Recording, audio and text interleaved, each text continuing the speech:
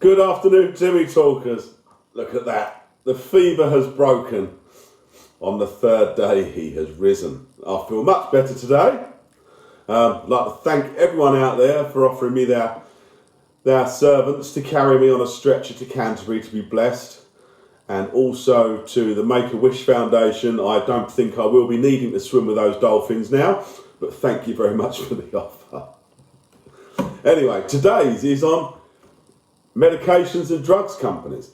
Have you noticed, it's a bit conspiratorial. If I could recommend a book now, it's called Big Pharma. It's astonishing. Anyway, drugs companies, have you noticed they never actually cure anything? They prolong people's lives. Why would they prolong people's lives? Because the longer you keep someone needing your product, the better customer they are, aren't they? Take diabetes, for instance.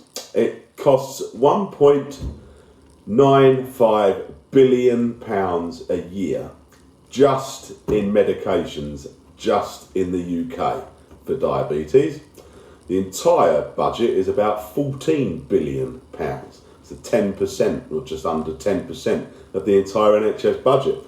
To people who have been told they're diabetic or may want to become diabetic. My favourite term at the moment is pre-diabetic.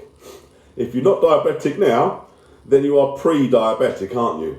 In the same way that I am also pre-dead and pre-6'4". It's just bizarre.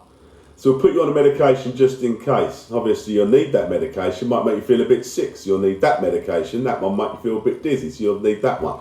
So before you know it, you're on one tablet for a thing you may get in the future, but you need 3 tablets to manage the symptoms of all the other tablets. So, like Pfizer, never cured a disease in their life. Never cured a single one. They provide medications to control the symptoms of. Obviously, no one wants anything to hurt, so if you've got a new painkiller, that's brilliant. But you've got to remember the old painkillers are the best. Paracetamol, best painkiller ever invented, must be rubbish, doesn't come in a glossy box, only costs 50p. So that must be rubbish, it really isn't. Any doctor will tell you that that's the best first painkiller you need. People say they don't work, they just want something from their doctor, they want to be made to feel a bit special, they want something they have to go to the chemist for. They want the chemist to go, oh, that's an unusual one. That's what people want nowadays. People need to manage themselves. Obviously, diseases and illnesses are very real. I have suffered greatly over the past 3 days. But a couple of paracetamols, a couple of vitamin C's, on the upward bounce. So when you get right into it and you look at all these medications, everyone is living longer, but they're no healthier, are they?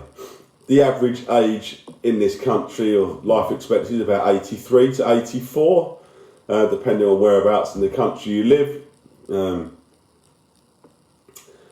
And people are iller than ever before. The hospitals are fuller than ever before. The GP surgeries are more crammed than ever before. More medications being given out as ever before. Now, is it people getting older because they're on medications, or are they getting older in spite of the medications? We do have this blind belief that people are only doing things for our good. They're not, they're businesses, they're doing things for their money, aren't they? I mean, if you look at the smoking thing, I might have brought it up before, up until 1985, there was no link between smoking and lung cancer. None at all. Because the people who were looking for the link were employed by the tobacco companies.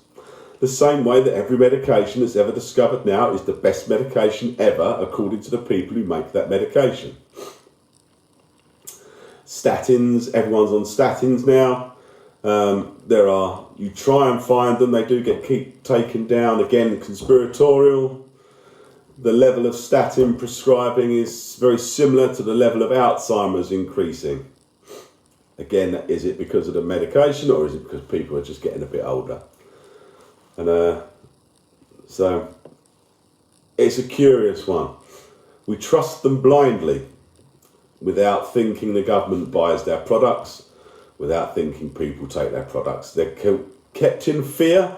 Keep taking the tablets, you'll live a bit longer. Yes, you will still feel breathless. Yes, it will still hurt. Yes, it will this. Yes, it will that, but not as bad. Not as bad. And so, of course, no one wants it as bad, do they? leave you with one final thought. The person or the scientist who invented insulin therapy in humans, he didn't patent the drug, he didn't patent the therapy. He said it's going to make more of a benefit to mankind than it could be possible to imagine. He didn't patent it. The drugs companies did. So they make the money on that. Anyway, never mind. As I have risen again, I'm going to have the song today will be "The Spirit in the Sky" by the Doctor and the Medics. I think it was Norman Greenbaum who did it originally, but I like the Doctor and the Medics one. So please like, share, subscribe, follow, link, make everyone watch me. Let's watch me grow like the new seed of life I have. Bye bye, Timmy Talkers. See you tomorrow. Bye bye.